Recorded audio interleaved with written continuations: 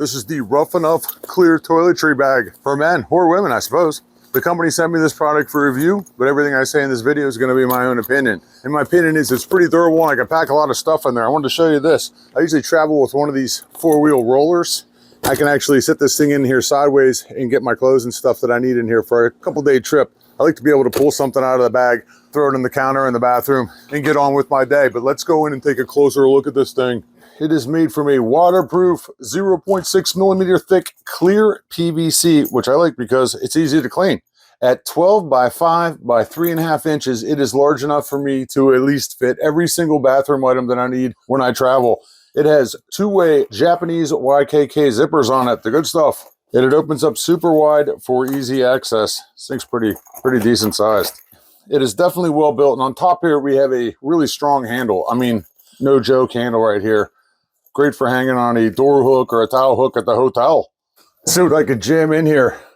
I wouldn't normally travel with this, but I just wanted to show you how big this thing is. I got this giant 33.8 fluid ounce bottle of hair gel in here, and that fits in here no problem, and it fits in here sideways too, which I like. I can get a razor in here.